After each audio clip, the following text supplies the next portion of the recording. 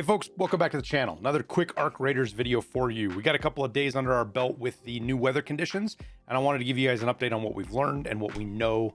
I guess not just weather conditions, but the new game of the major events that are in the game. Before it was just dark. We only had nighttime on the various maps, but now not only have they added nighttime to Blue Gate, but we have the hidden bunker and electromagnetic storms. But there's some confusion and curiosity about this stuff. So let's talk about it and maybe even get some community feedback that helps everybody out. First up, electromagnetic storms. These can happen on every map. It's dark, rainy, and there's lightning that tries to kill you everywhere you go. It does chase you, it does target you, and it does lead you. So you got to be on your, you can't just be running and avoid it. The game kind of predicts where you're moving and will throw a lightning bolt at you. And if you're not paying attention, you'll walk right into it and get zapped.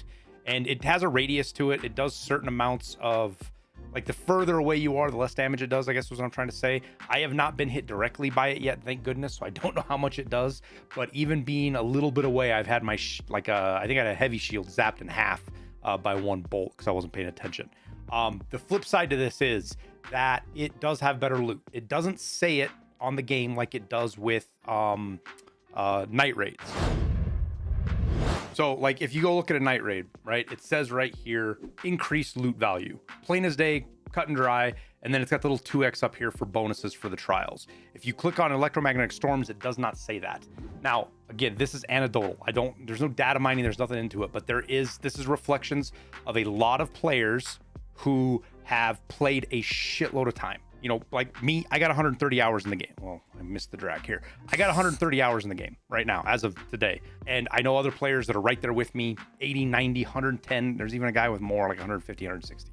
And all of us have come to the same conclusion of doing these electromagnetic storms as well. I can't click on the underground bunker, but it's the same thing. The loot is better. So, like, when you hit lots of secured lockers, you're going to get more loot. The loot is not just more, there's higher tier. Plus, even the Arc tend to have better gear on them, better junk on them, if you will, at that. And then you get into the high value areas with lockers having blueprints and stuff. That's really where you're going to be successful at it, is night raids, electromagnetic storms, and the hidden bunker on Spaceport. The loot is higher, at least it feels higher. I will 100% admit that is anecdotal. It's based on players' reactions and views, but this is people with a lot of time, and I trust it. So, other things about the electromagnetic storm that's really interesting, and I haven't noticed yet, is that they have this little line in here. There's even rumors of some strikes leaving behind curious formations. Now, I haven't looked really hard myself because I forget about it. Usually, because you can't hear anything, you're panicked, you're trying to get out of the open, away from these lightning storms. I've never stopped to go look at where a lightning strike hit to see if there's anything you can loot on the ground or any shape. So, if any of you guys have anything on this, I would love to hear about it in the comments, even if it's just rumors. This stuff's kind of fun to see, and it's cool that Embark is going this extra mile with some of this stuff to leave, you know, clues and interesting stuff for us to look at. So yeah, that's the electromagnetic storm. The hidden bunker, this event on Spaceport only. You basically, long story short, TLDR version, you hit 4 towers, you turn them on, they beep a little bit, then you have to do another interaction with them. Once all 4 are done, the bunker opens up. I think there's 4 doors. There might be 5, but I know that maybe there's only 3. I've only gone out 3 doors, but I think there's 4. Anyways, there's a lot of loot down there. It's also tied to this week's trials. I'm working on a more comprehensive guide video for you guys for that. We'll get into the details, but that's how it works. But you don't have to go to the bunker. In fact, this makes moving around Spaceport a little bit easier, because as most of the players gravitate towards the bunker, because that's where the players are at, that's where there's a lot of loot down there. There's Arc to kill, so it kind of opens up the rest of the map. So keep that in mind, that if you see the hidden bunker, it's an opportunity to do other stuff on the map, maybe use some of your other keys.